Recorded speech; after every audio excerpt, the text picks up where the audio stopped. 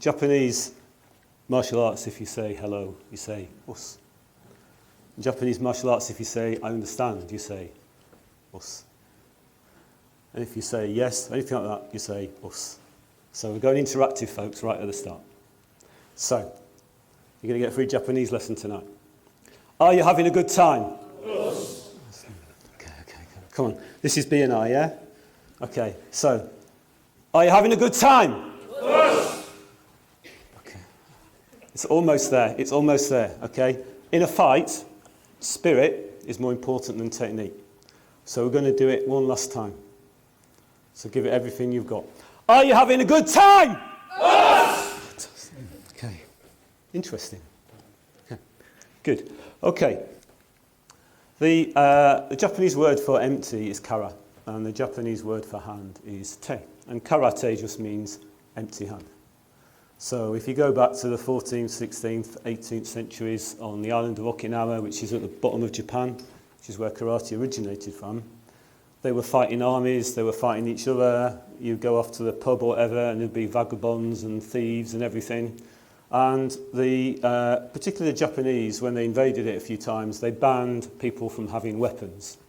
So what had to evolve quite quickly was this system where people would just have their empty hands, but they'd have the resources within them to be able to defeat any attackers, to fight off all the things that were coming in.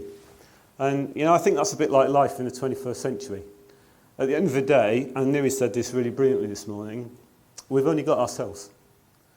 All we've got is empty hands. And it's about the resources and the techniques and the skills that we put within us that we can use to defeat the attackers and the attacks of the 21st century, which are actually quite a bit more subtle than the techniques that there were in Okinawa 200, 400, 600 years ago. So it's really about what we decide to internalise and what we decide to externalise. What we need to internalise is the things that are going to help us in our chapters, in our businesses, in our personal life. And what we need to externalise are the things that are not going to serve us well. Has anyone seen does everyone know in the 6th Harry Potter film what happens to Dumbledore? Is there anyone who doesn't? Yeah, thanks. I didn't want to spoil it for anyone, okay? At the end of the sixth Harry Potter film, Dumbledore dies, and there's a scene at the end where a group of the school kids are there, and they're all looking up, and in one of the faces that's looking up is an Indian lad, and his name is Akshay, and I know he's from India, and I know he's called Akshay because for several years I taught him karate. And I think mainly for his acting career, he wanted to be able to put on his CV that he was a black belt in karate. But Akshay had a problem because the first 9 belts, the coloured belts, he passed with flying colours. And then he was coming up to the 10th belt. The 10th belt is a black belt. It's the first black belt. And you do the basics, you do a form, and you do some pre-arranged sparring. And then you've got 1 minute of total freestyle. So there's no mitts, there's a mouth guard, because we once had a pretty bad accident where the guy's teeth were salvaged, one of my students. But that's it. So we've got a mouth guard in here, and you're going to go storming in with everything. If you don't show spirit, even though in the previous hour you've done technically everything perfect, you'll fail your black belt. And Akshay's problem was that when he was fighting, he was fighting like this. And what he was doing was he was externalising. He was focusing on what the other people were going to do to him. Because if I'm like this, just to give you an example, that's how high I can kick my leg. But in 1 second, I helped Akshay pass his black belt exam. Because he realised it wasn't actually about what they were going to do to him, it was about him and his empty hands. So in 1 second of just explaining that, his body possibly went from there to there. And this is how our bodies work. So it's quite easy to do that from here, but not from here. So he was focusing on the fact that it was going to be him doing the blocks, it was going to be him doing the attacks, it was going to be him doing the moving offline and everything else. So when he focused on him, I knew that he was going to pass his black belt. And he actually passed his black belt at the first attempt, which is something I didn't do. So it's about focusing on what we've got and knowing how to use it. There's a study done It's the University of Leicester, I think it was. And a guy called Robert Craven took a whole, about 500 entrepreneurs.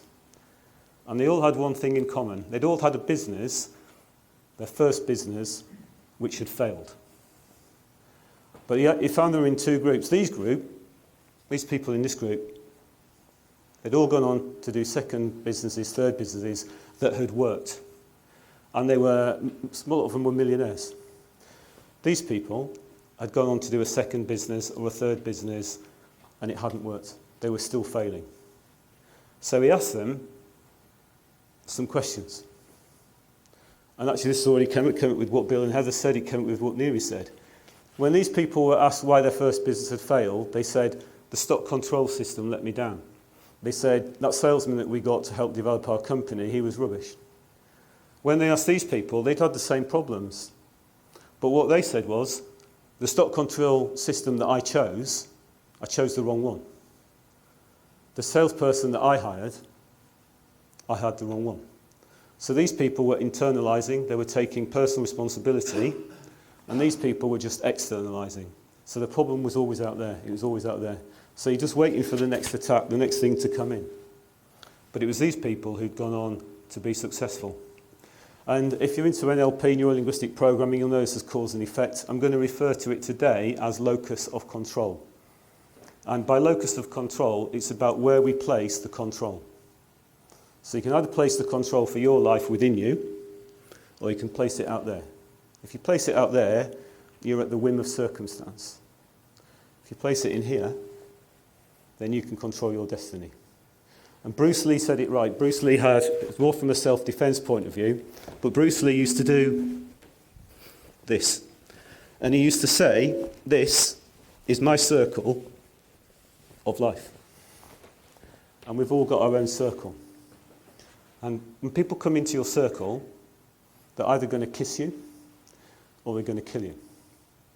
Don't take this literally for when you're doing your open networking at 6:30 in the morning. Okay, because if you don't see a big machete, don't do what I did to Davey last. No, I'll tell you what that was about another time. Okay, but it's this circle of life, and it's about what we internalise and externalise that's going to really define our success.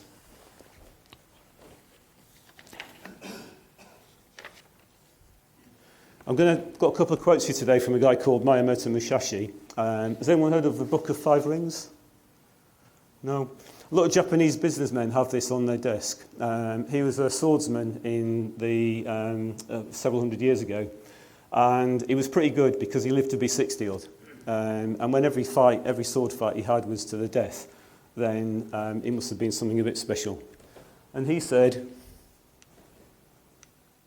that.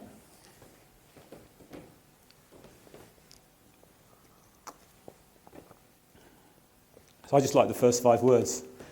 He was talking about men because he was a swordsman from feudal Japan, but he means women as well. So all men are the same.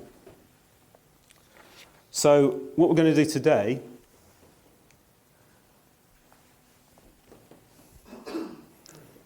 is we're going to talk about 3 concepts that come from karate that we can use in our lives, in our businesses, and in BNI. And the first one is probably the most important, and actually Neary covered it a little bit this morning. Because this concept, and with Heather and the mugging, and you showed brilliant skills here, this first concept is the most important. This concept is worth probably about 10 self-defense lessons. And it's this concept that in a self-defense situation will save your life. So this is what it is. How's your Japanese, folks? Okay. My instructor is a guy called Malcolm Phipps, and he's an 8th Dan instructor. And he passed the 10-year-old kid to black belt. So he must have done pretty well. He must have started when he was 4 or 5 years old. He's obviously been training twice a week, doing courses, competitions and everything. It's a real achievement to get your black belt when you're 10 years old. And at the end of the grading, a Bolshi parent came over. And I'm going to refer to Bolshi parents again because karate instructors and Bolshi parents don't get on. But the Bolshi parent came over and he said, so you're telling me that my son who's this high, he says, you're telling me that if I go to attack him, he's going to defend himself? And Malcolm said, no. He said, so I spent all this money with you, come here, dragged him here twice a week and all that. He's been doing all this. So what's it all about? What's he got out of it? And Malcolm said one word. And he gave him a Japanese word, I think just to annoy him that little bit more. But he said, zanshin. And what we're going to talk about, this first concept, is zanshin, because in a self-defense situation, it's zanshin that will save your life. That top part means remaining, and the second part means mind. And when you do a technique, it's okay to do a technique, and you do a good technique, but it's kind of what happens after, and it's the mental state that we know as awareness. Because it was Heather's awareness that someone was coming in to grab your bag that meant that you could actually, I don't know what he did, I'd like to know what he did, that's quite impressive, okay? But it meant that you didn't lose your handbag, yeah? So it's the awareness that will save your life. I was back about 17 years, I was with my then wife, 2 young daughters, they must have been about age 3 and 1, and my wife's parents lived in Poole, so we went down to see the in-laws, grandparents. Managed to ditch the kids, so me and my wife went out for a couple of drinks to a pub. And if you've ever been to Poole Harbour's really nice and genteel. It's quite a nice place to go. So it was late, and I think it was a November evening. It was dark. We went to this pub. And it's right there on the front. It's really smart. And after about 10 minutes, I said to her, I said, keep looking at me, but I see 3 blokes over there. I said, they're really looking at me. And she said, yeah, they're looking at me as well. So I said, so I did karate. So I said, right. So what we did was I stood up and we walked out the door and I got in the car and I drove home. Because I knew that something was going to happen that night. They'd got out of prison, one of their mates something had happened and they were just out for revenge. And without knowing, I will be as certain as I can be that something really, really horrible in that nice genteel pub in a smart part of the country, there was going to be something horrible kicking off. And it didn't involve me. So it's awareness that will potentially save your life. If you did a 6-week self-defense course, what would you learn in 3 years' time? What would you know? Probably not a lot. It's not getting into that situation that's the most important thing. And that's what's important in our lives as well. So, let's imagine you're all doing karate. You've all started karate, you've been doing it 3 or 4 months. So you're coming up for your first grading, you're a white belt, you're a beginner. So you're about to take your first grading. On the grading panel, and gradings are really, really strict. Sometimes you don't blink. Is Sensei Hirokosu Kanazawa.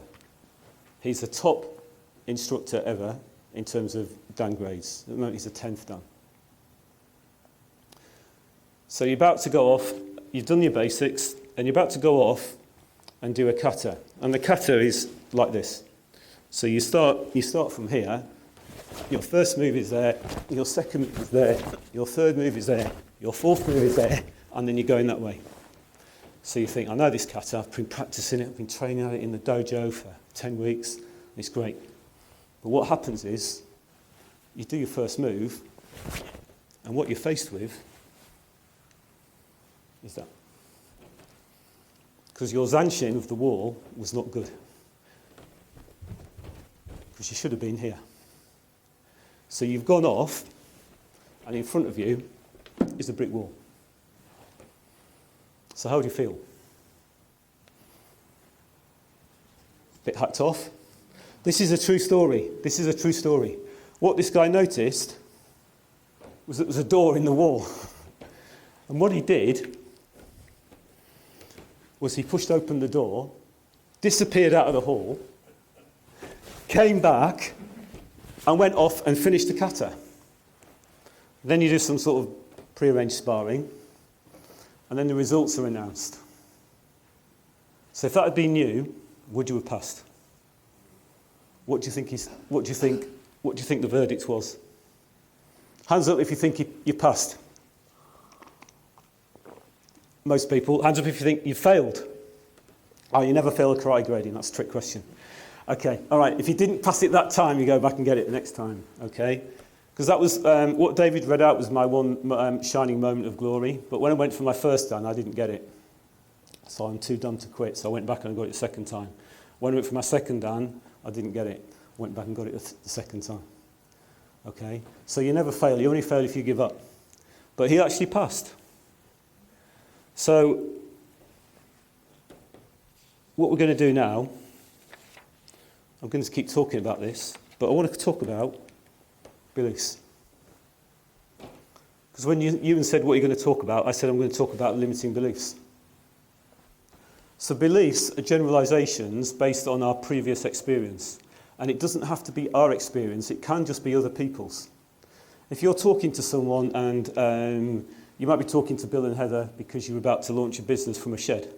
And they say, well, you know, over the years we've worked with 3 people who started a business from their shed and they've all gone on to be multimillionaires. And you think, you take that belief on board, you internalise it, you let it into your circle. Brilliant. You think, I'm going to start a business from a shed, I'm going to do what 3 of their clients have done and I'm going to be a multimillionaire. That's a great belief. Yeah? Okay. The problem is that some beliefs are limiting. And it's like having a brick wall of beliefs in our head. And you can generally spot these beliefs because it's words like, I can't, I won't, if, what always happens is. So they become limiting and become negative and they become disempowering. But the thing is this, beliefs are not reality. We've all got beliefs. So you might have a belief, there's someone in your chapter and you think, I'd really like to have a one-to-one with him, but he's managing director, he's always so busy. But if I had a one-to-one with him, I can probably help him and I know he can help me. Or you might think, as a limiting belief, you might think, oh, she's just won that big contract. Again, I can help her and I think she can help me. But if I ask her, she's going to say no. So what happens is you don't ask them. Your limiting belief is that they'll say no. But actually the one thing that hasn't happened is they haven't said no. And they haven't said no because you haven't asked them. And you're stuck. And that's a limiting belief. Does that make sense? So we get these beliefs and it's like, I can't, I won't, if only. Oh, what always happens to me is... So what we're going to do today, I'm going to give you an exercise. We're going to go, not interactive, but I'm going to ask you to pair up and work with people, is we're going to destroy a limiting belief. I'm going to ask you to pick a limiting belief and we're going to destroy it. And the great thing about destroying limiting beliefs, our beliefs are generally things that we think are true. So we have 100% certainty. The very nature of belief is we believe it to be true. So you're going to start off, you have 100% belief that actually this is what's going to happen. By the time that gets to 50%, it's actually not a belief, it's gone. It's like falling off a cliff. Because if you believed, well actually, 2/5 of the people I'm going to ask for a one-to-one are going to say no, you just ask more people. So you still have some really great one-to-ones. So you don't have to get a belief from 100% to 0. You just have to start destroying it slightly. And it's a good process because what we're going to do is first of all be aware of beliefs, so select one. Be aware, this awareness thing crops up quite a bit. Be aware that they're limiting us. Be aware that they are a belief, they are not reality. You've internalized something, and if it's a limiting belief that you've let into your circle, it's something that is not serving you well. And then by the very fact that we start questioning it means we no longer feel certain about it. And that 100% might have just dipped to 99. If we can do that today, you started something. And when it gets to probably 80, 60, it's just going to go. So what I'm going to ask you to do is in your workbook, on the page for this talk, it says, I am aware that I believe, the key missing word is believe, I am aware that I believe that the pain this is causing me is, and it's not reality because. So I'm going to give you a couple of minutes. At the end I'll be asking you to share if you want to. If you don't, that's fine.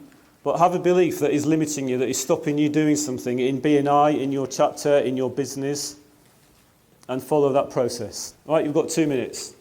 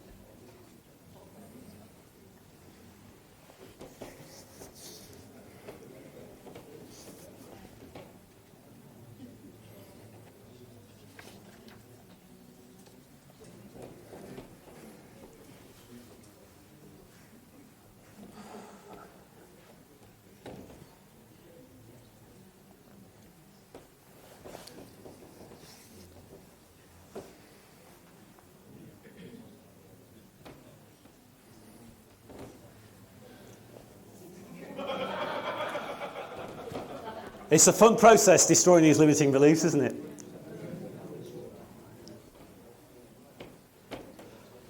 You're writing. You've done it.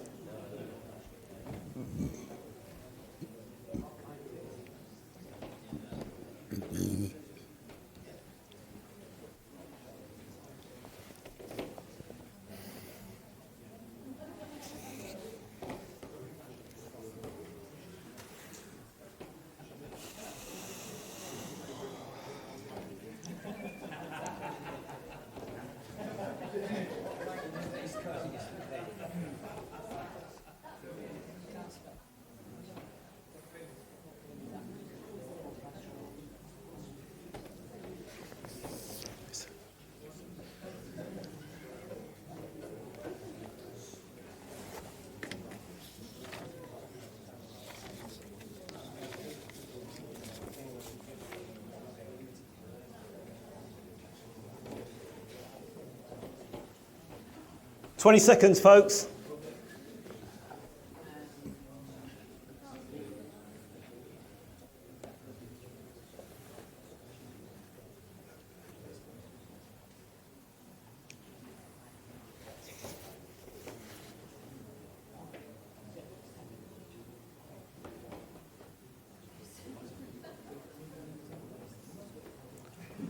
Okay. Anyone had a breakthrough? Anyone want to share anything with us?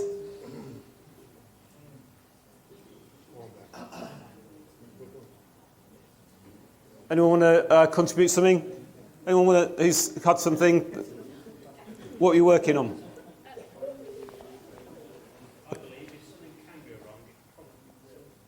That's your belief? Okay. Yep.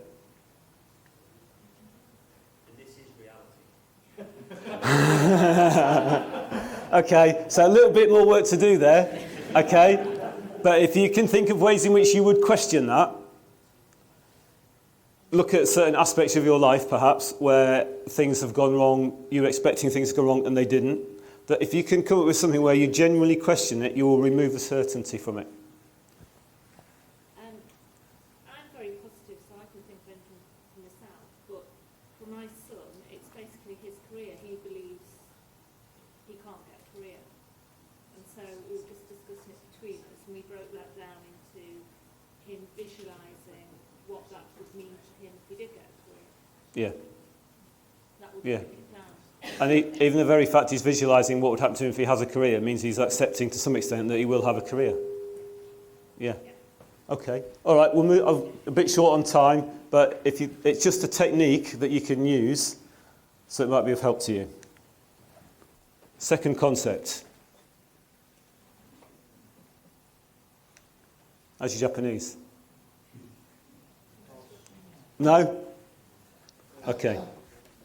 The second concept refers to the ultimate aim. The ultimate aim of the art of karate is the perfection of character. So you and David are about thinking, well, he's got a long way to go. Looking at me, thanks.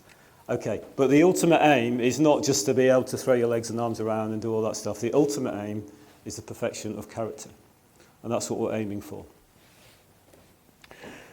And one of the things, and again it's been mentioned this morning, one of the things about that is having a high degree of self-confidence. And it's completely the opposite from being overconfident. You know those adverts that are like, don't kick sand in my face and all this sort of stuff. Okay, having a high degree of confidence is a million miles away from being overconfident and being aggressive. When we're highly confident, it means that we will take risks. It means that we'll accept challenges. It also means that we do things like keep things in a healthy sense of perspective. So the ultimate aim of the art of karate is humility. And humility is about having a high degree of self-esteem. Because what Heather was talking about earlier with aggressive behaviour, that often comes from people who've got low self-esteem. And what they can do, the only two modes they've got are they go from passive to aggressive. And actually the middle way is something that they can't get to. The middle way is just to be assertive. So with a high degree of humility, we're quite confident. We respect ourselves and other people. And we will take risks and we'll take challenges. If you, has anyone read the book Good to Great, Jim Collins? Okay, Jim Collins did this research on top performing companies, and he did it over quite a period of something like 3 or 4 decades, and there were only 11 companies that matched his criteria where he said these are actually truly great companies. And what he found was the leaders of those 2 companies had just 2 qualities in common. They had strong professional will. They were totally focused. If they had a massive company and they were going to double it in 4 years, they were going to double it in 4 years. But coupled with that, they had personal humility. And it's that, you might think that's kind of a strange combination, but if you get that right, you will be lethal in the nicest possible sense of the word. So what we're aiming for is humility and having high self-esteem. And what we're going to do now is we're going to look through some techniques to raise our self-esteem. Not because it's low, but because of the challenges that are out there and the attacks that are coming in day by day by day, we need to keep our self-esteem as high as we can. One of the things I'm having a bit of fun with at the moment is I'm just taking the T out of things. So I actually do karate. And the way I take the T out of stuff is when someone says to me, I won't, I take the T out of it and it comes up as I won. When it says, I can't stand on front of a stage in front of 50 people dressed in my white pyjamas, I take the T out of it. I can stand on front of a stage in front of 50 people that I don't know dressed in my white pyjamas. Because often the negative limiting belief, it ends in, that key word ends in a T. I can't, I won't, I shouldn't. I just take the T out. It sounds easy, sometimes it is. Okay. So these are some ways to increase our self-esteem.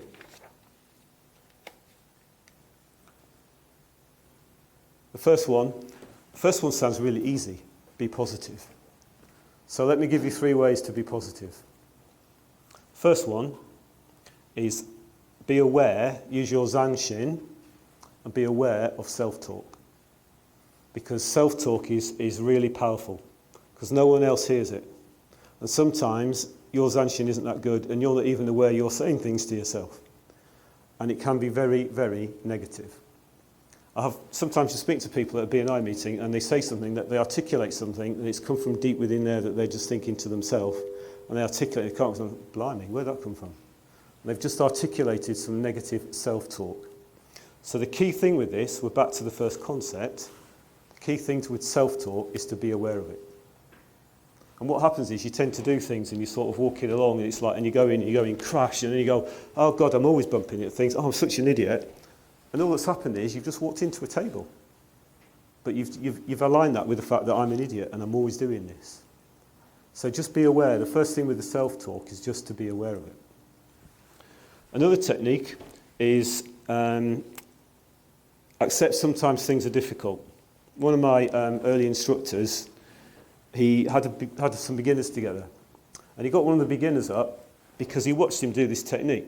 You can do going forwards and punching and doing the stuff we do is quite, you can get beginners doing that. But this guy did a Jodan roundhouse kick to the face. So he just came in, he just went in. It's like, wow. For a beginner to do that, there's quite a lot going on there. Okay. If I don't pivot my foot, I can break my knee. I've got to time and synchronise the pivoting of my foot with my hips. I've got to use my hips correctly. I've got to use my core. My arms were engaged. I've got to keep my head still, because otherwise I'm going to do that. And then I've got the kick itself. There's actually quite a lot going on. This guy did it perfectly the first time, which none of my hundreds of people I've taught karate to have ever done that. So what do you think happened at the next lesson? He didn't turn up. Because it was too easy. One of the reasons I like karate, because it originated from the other side of the planet from like 500, 600 years ago, I find it difficult. I found it difficult for 25 years. I like the fact I find it difficult. And as we've got on, certain aspects of it have got easier. But some things, when you're in your business, I'm sure Bill and Heather will forgive me and agree with me, but if everybody's business ran 100% to script and everybody knew what they're doing, you probably wouldn't have a job. Okay? Some things are meant to be difficult. And in your business, when you've got a phase and you think, oh my God, this is really difficult, Imagine that none of those difficult things existed in your business. What would happen? You'd have lots of other people doing what you do, being at least as good as you, so your prices would have to fall and there'd be a lot less work. So you'd probably die very quickly alone, okay? But it's meant to be difficult. So when it's difficult, that's actually why you get paid. So just accept that things are difficult, because if not, you'll come in, you'll do this perfect roundhouse kick, and it's like, well, what? So what? I've been working that for 25 years. It's kind of okay. It's not a brilliant technique, but it's okay. But I found it really, really difficult. So just accept that sometimes things are going to be really, really difficult. Another thing I want to share with you. Papers. Okay. Does anyone want more hunger in their life? Anyone want to be forced to do stuff? Anyone want to rely on things? I don't want to rely on things. I just want me and my empty hands. Do you want a hidden crisis? Do you want benefit cuts? Do you want a down? It's all rubbish. Okay? I can tell you why newspaper and the media are negative. Okay, and I read one newspaper a week. I usually read a Saturday newspaper. That's it. So I want you to be really truthful now. I want you to put your hands up if you have genuinely no fear of death, financial insecurity, or dying alone. Think, hang on. Think about it. So you genuinely have no fear of death, financial insecurity, or dying alone. If you've generally got none of those three fears, put your hands up. 1, 2, 3. Okay, that's 3 out of 42. Thank you. So 98% of us have fears about death, financial insecurity, and dying alone.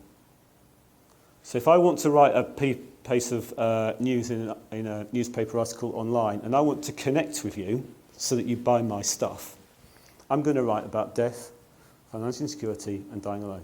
And that's why on that front page of that newspaper, there are 14 negative, big negative words. So if you want to remain positive, limit the negativity that you put into your life. If I was editing this newspaper, I would have put the article on page 3 about how in Germany a man had a pencil up his nose for 15 years. You can't make that up, can you?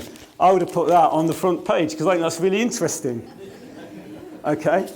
And he can't remember how it got there, but he did fall over as a child.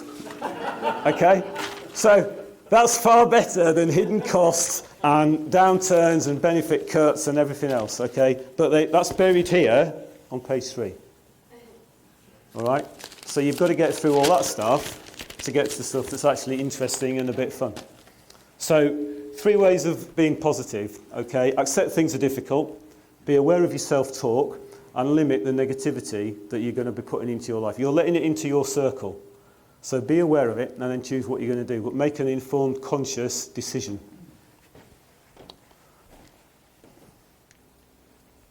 The next thing is to be forgiving of yourself. So if I do a reverse punch, I've been doing this technique for about 25 years. And it's a strong punch because you engage the hips.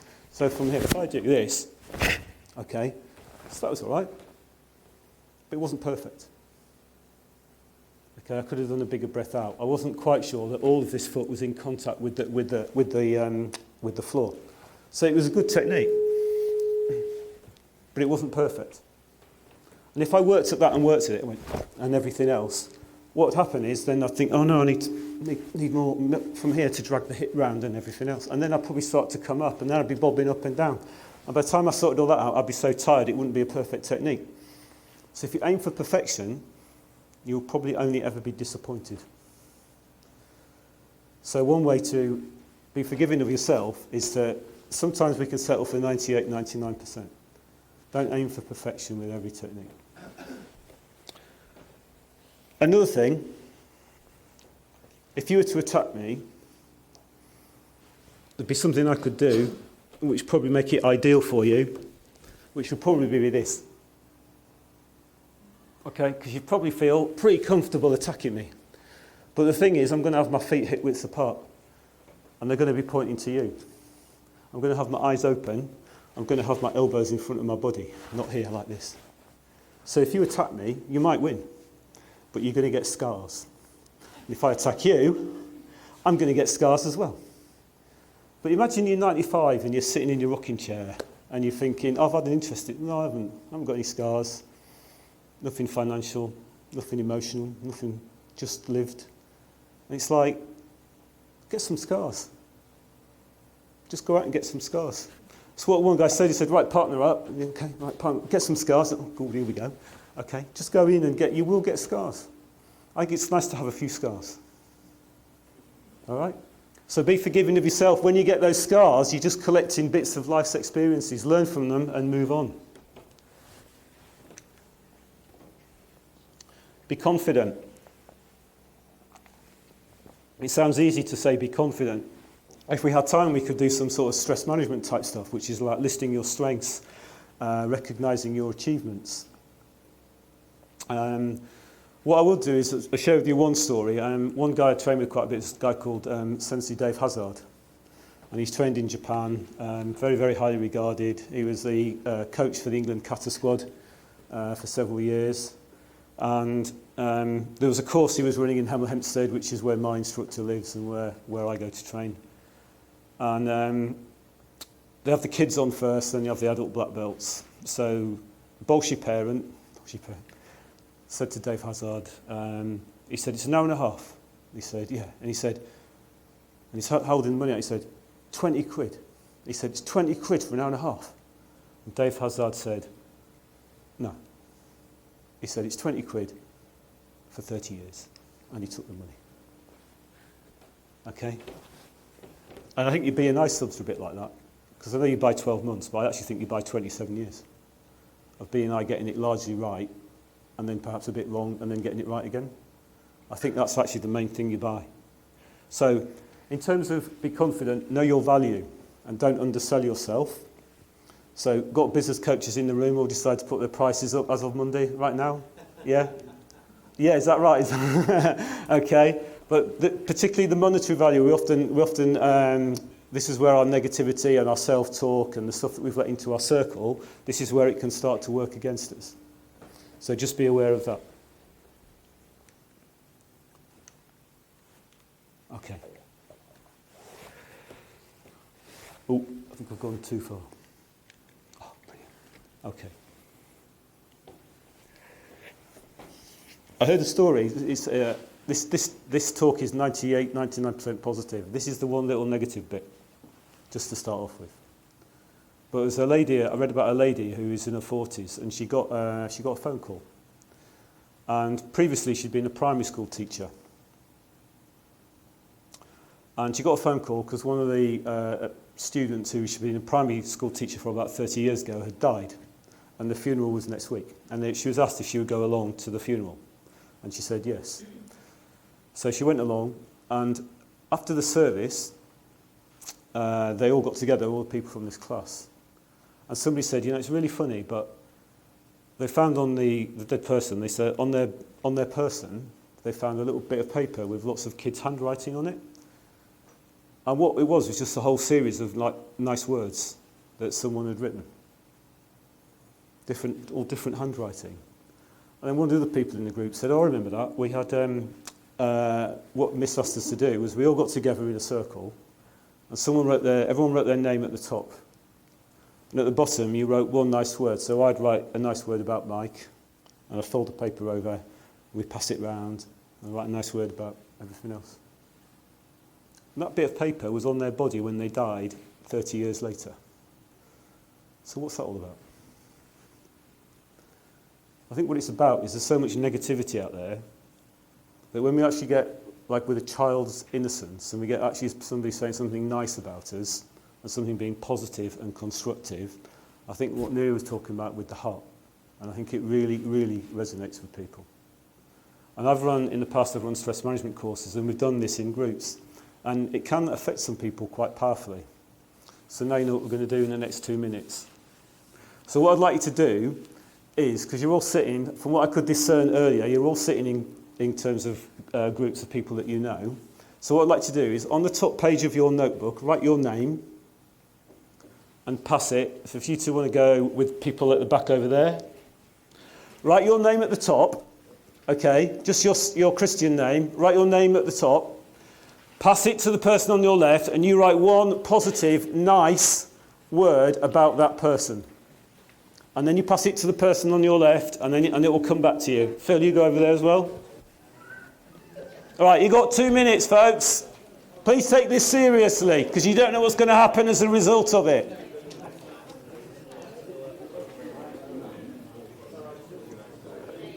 How long? How long? 15.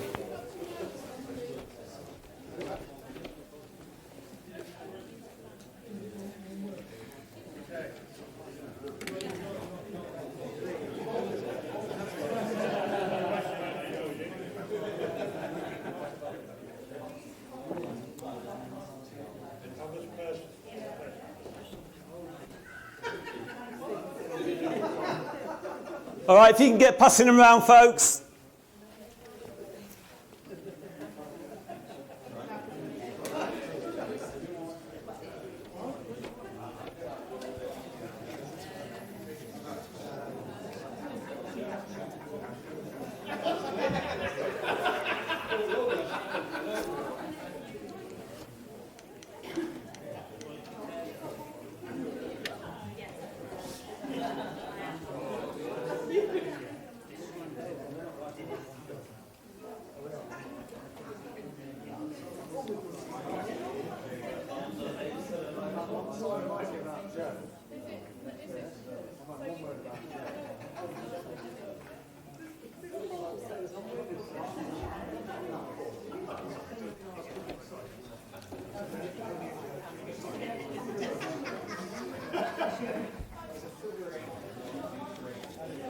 All right, folks, if you can hurry up, please. Just short on time a little bit.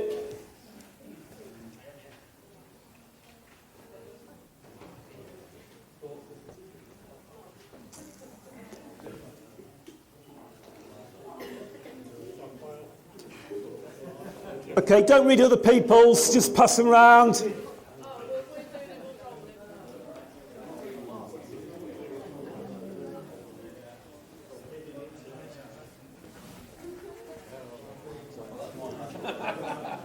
You've been around yet? Have you done? Get in there, get in there. Get in there, come on. You done? You done? You done? Yeah. Brilliant. Yeah. First table. You done? You done? Table at the back, you done?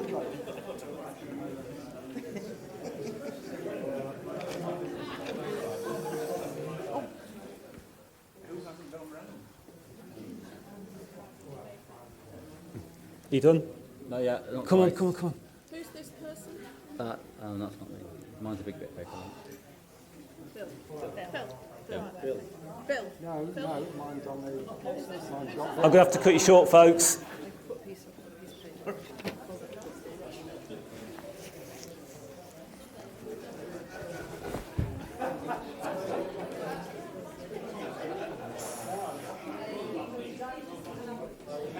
All right, folks, 20 seconds.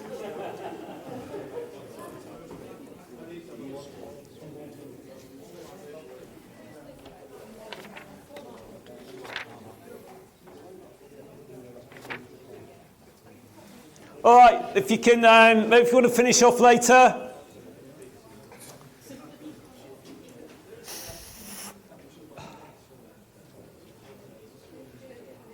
Mike, can your table wrap up, please? Okay, has everyone got your list back with them? Yes. Any surprises on it? Yeah? No. What you'd expect? Brilliant. That's good as well. You can't lose with this stuff because it's all positive. All right?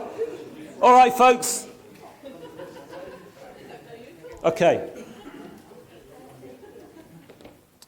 Another technique, those are techniques for increasing our self-esteem because we're getting battered, all the negative media, life and everything else. So they're techniques for increasing your self-esteem. And another one, just to touch on very quickly, is to thank people. And if you think about the BNI culture, thanking people for referrals, testimonials, thank you for the business and all that, it's a very strong part of the BNI culture. I think it's one of the reasons why BNI is so strong. Because by thanking others, we're actually increasing our own self-esteem. And you'll know I finished tonight because my last 2 words of every single karate lesson I've ever taught have been thank you. Thank you for putting up with me. Thank you for coming. Thank you for listening. Thank you for letting me learn from you. Final concept. I'll give up. We'll move straight on. It's strategy. Okay? Strategy is basically how we do things. Miyamoto Musashi, our undefeated swordsman, he said this.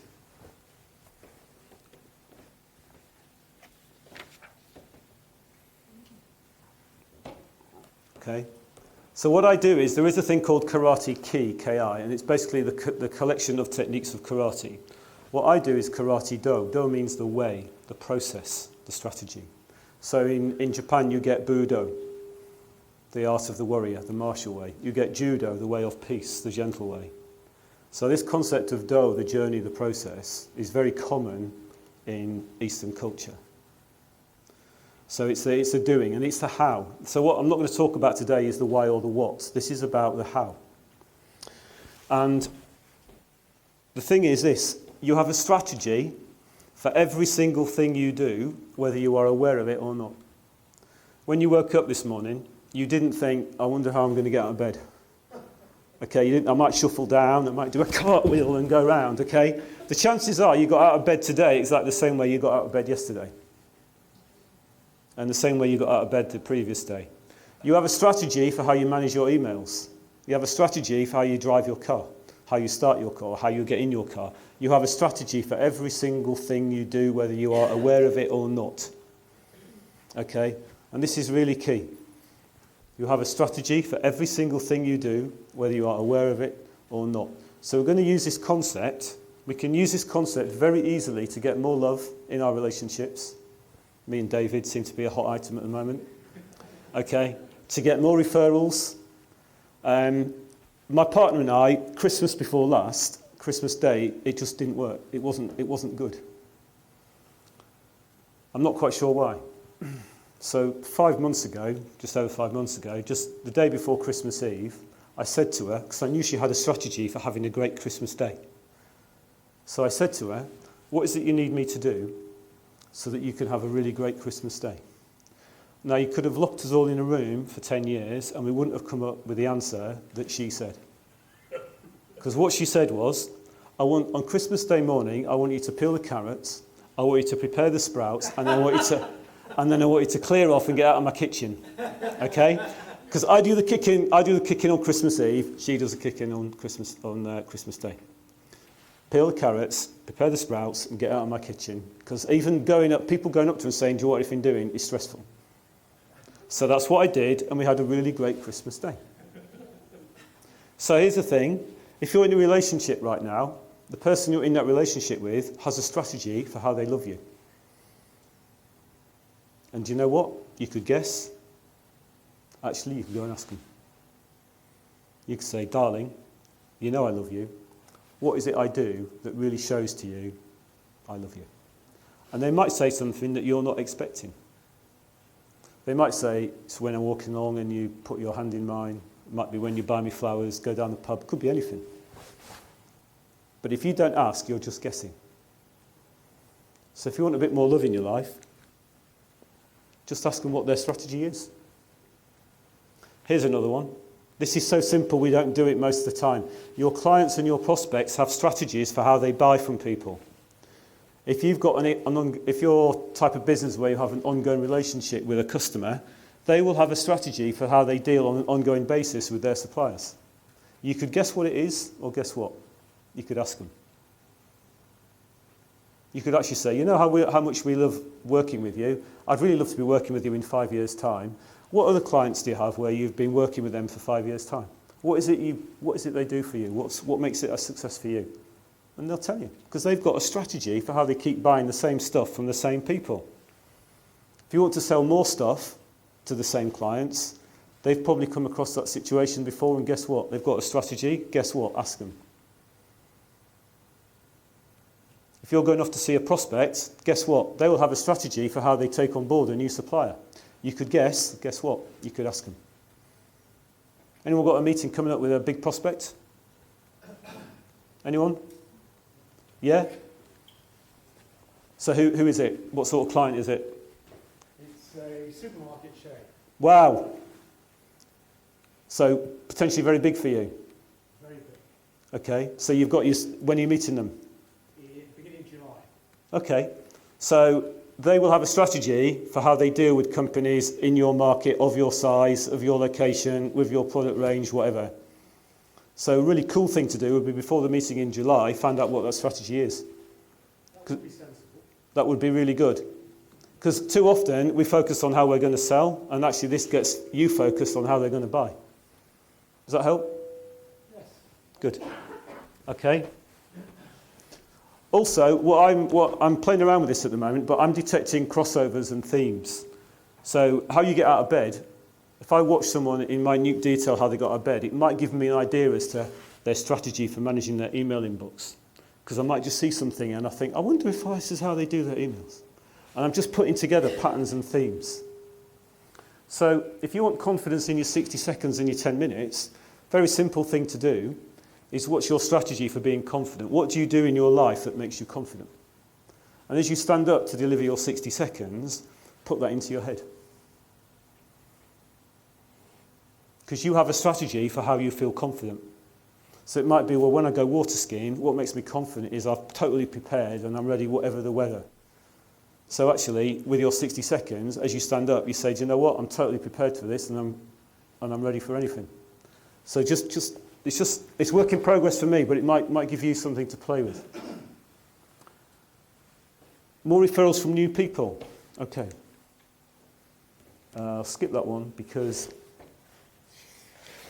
I was having a one-to-one with a financial advisor, just to help him get more business. And I looked over at him, James was sitting over in the corner having a one-to-one. James does alarms.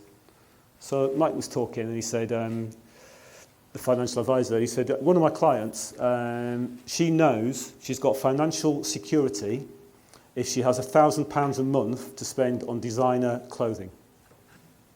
That for her is financial security. So I looked across at James and I saw alarms and I thought, that's about security.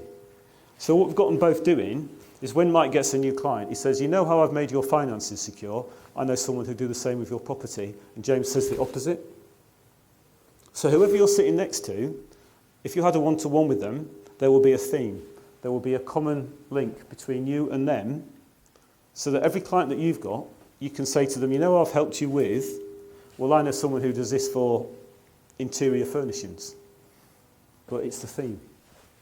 So I just thought I'd share that with you because it's something I'm experimenting with and going to unleash on probably Berkshire at some point. But it's just this thing about connecting the patterns, connecting the strategies, finding that common link. Okay, we are almost there.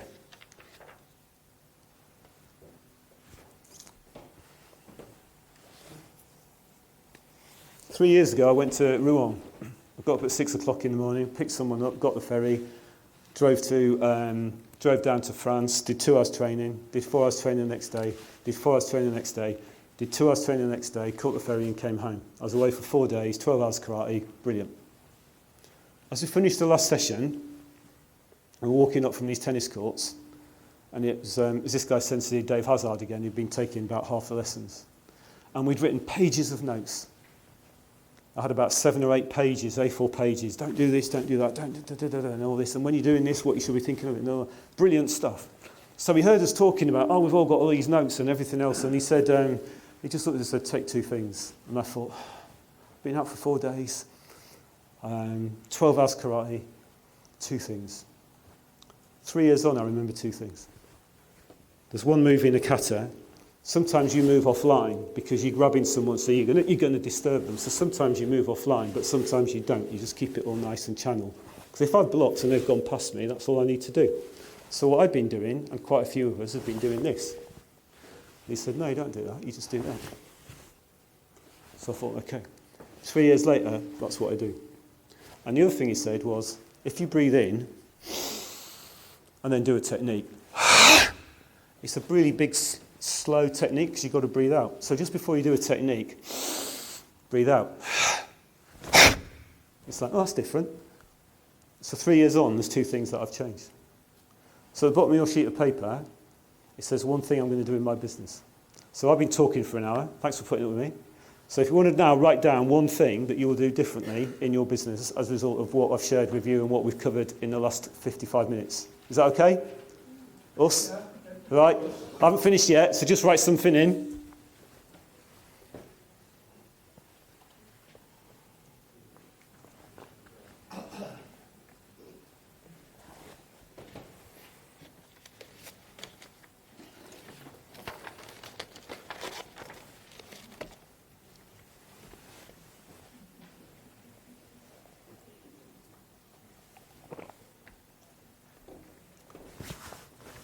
Right, anyone got anything they'd like to share?